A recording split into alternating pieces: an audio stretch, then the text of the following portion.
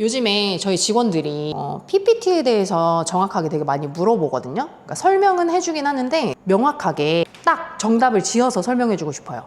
그럼 PPT의 약자는 뭘까요? PPT는 폴리펩타이드. 단백질의 가장 작은 알갱이가 아미노산이라는 건데, 쉽게 예를 들어서 이제 포도 알갱이라고 생각하시면 되고요. 그게 이제 모이게 되면은 폴리펩타이드가 되는 거예요. 그러니까 PPT라는 거는 아미노산들이 많이 모여서 구성된 물질이다라고 보시면 되는 거죠.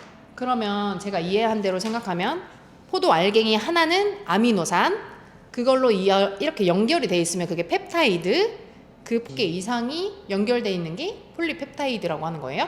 이제 포도 알갱이가 하나가 있으면은 포도의 가지라는 게 있잖아요. 네. 그게 이제 펩타이드 결합이라고 생각하면 되는 거고, 네. 그 포도 알갱이가 여러 개가 붙어 있는 거를 폴리펩타이드라고 하면 되는 거죠. 펌과 염색을 하면 모발에 있는 펩타이드가 손상이 돼요? 모발은 일단 수많은 결합체로 이루어져 있는데, 펌과 염색을 하게 되면은 쉽게 말해서 구멍이 생기게 되거든요. 그 구멍을 메꾸는 게 이제 PPT라고 보시면 되는 거죠.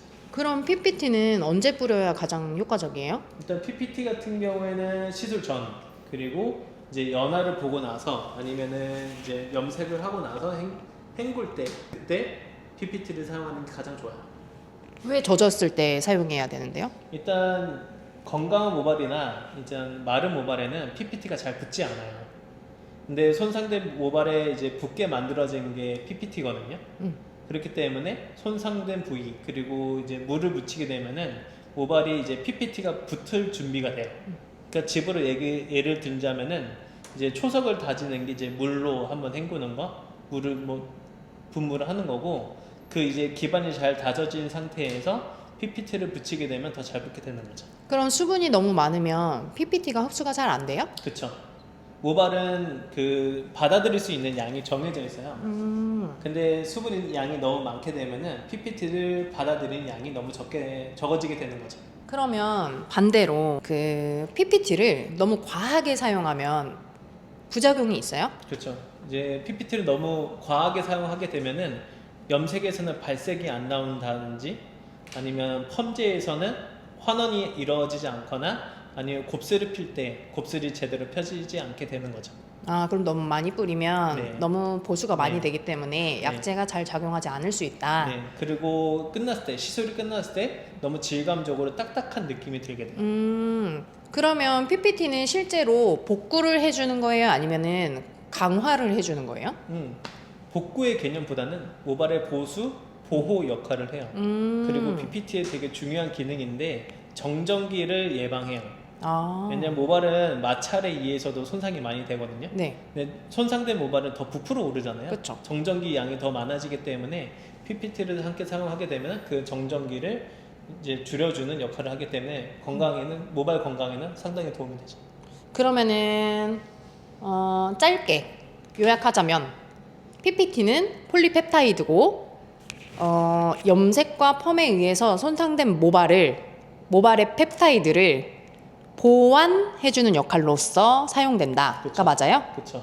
그러면 PPT를 고객님들한테 뿌려드릴 때 고객님 시술 전에 PPT 도포 먼저 도와드리겠습니다 하고 이제 들어가거든요. 근데 고객님들은 사실 PPT가 뭔지 모르잖아요. 맞아요. 그럼 그 PPT를 뿌리는 이유, 그리고 그거를 왜 해야 되는지에 대해서 먼저 설명을 드리고 싶은데, 인턴이나 선생님들이 간략하게 설명할 수 있는 언어가 있다면 뭐가 있을까요? 손님들한테 이렇게 얘기를 하는 게 좋은 것 같아요. 모발은 재생이 되지 않기 때문에 화학 시술을 하게 되면 자기가 본연에 갖고 있던 이제 PPT 성분이라든지 단백질이 유출이 되게 되는데, 화학적인 시술을 하기 전에 가짜 PPT를 붙여서 나의 단백질이 빠져나가지 않게 하는 게 시술의 목적이라고 말씀드리는 게 좋을 것 같아요. 그럼 제가 고객님한테 이제 설명 드려볼게요. 네. 이렇게 시술하면서 고객님 지금 뿌려드리는 건 PPT인데 때마다 단백질이 없어지게 되는데 그 단백질이 없어지지 않고 유지될 수 있도록 보호해주는 역할이라고 생각하시면 돼요 라고 말하면 돼요. 아주 좋아요. 그리고 또 하나 궁금한 게 있어요. 네. PPT도 가격이 진짜 다양하고 종류도 되게 다양하잖아요. 그러면 그 PPT마다 차이점이 있어요? PPT마다 차이점이 있어요. 이제 그걸 얼만큼 잘게 쪼개느냐, 아니면 얼마나 모발 친화적인 성분을 쓰느냐에 따라서 PPT의 금액이 달라져요.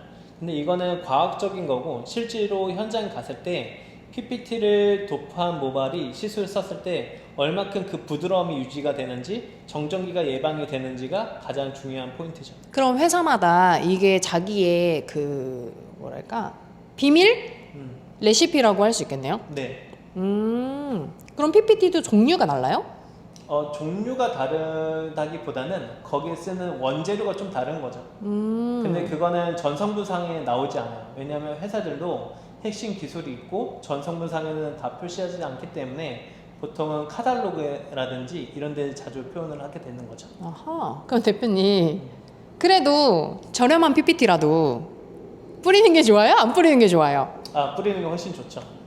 왜냐하면은 일단은 자기의 있는 모발 자원을 쓰는 것보다 다른 데서 끌어다 쓰는 게 훨씬 더 모발에는 유리하기 때문이죠. 그럼 전처리의 작업 자체가 내 모발의 단백질을 보호하기 위한 작업이겠네요? 하지만 네. 실질적으로 사용하는 PPT의 방법이 좀 다르잖아요. 다르죠. 촬영 워크에서는 네. 좀 어떻게 활용하고 계세요? 비밀인데요? 비밀. 아까 얘기된 거잖아 서로. 안 돼! 이거 비밀이야! 이 모질 따라서 좀 다른데 건조한 모질이냐 힘이 없는 모질이냐에 따라서 저는 케어를 좀 다르게 들어가긴 하거든요. 근데 이 부분은 감에 의한 부분이라서 다 설명드릴 순 없어요. 왜냐면 다 다를 수 있기 때문에. 근데 저 같은 경우에는 이제 힘이 없고 펌이 많이 늘어질 것 같은 모발은 이미 뼈대를 많이 다친 모발이라고 생각을 해서 PPT를 사용하는 편이에요. 액상용 타입의.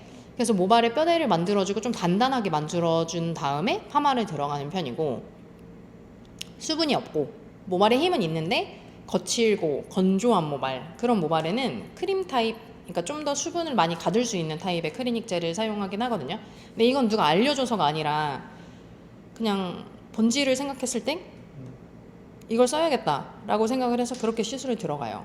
대표님 오늘 네. PPT에 대해서 진짜 깊게 이야기를 나눴잖아요. 그래서 이 자료를 만들기까지 엄청난 시간이 걸렸잖아요. 우리가 이거에 그렇죠. 대해서 어떻게 설명을 할까. 포도송이로 설명해 주시니까 되게 쉬웠던 것 같고, 대표님하고 이야기하다 보니까 PPT를 꼭 사용을 해야 되고 고객님들한테 어떻게 설명해 드려야 될지도 좀 감이 잡혀서 되게 좋았던 것 같아요. 앞으로도 모발 과학 기반으로 자세히 설명드리겠습니다.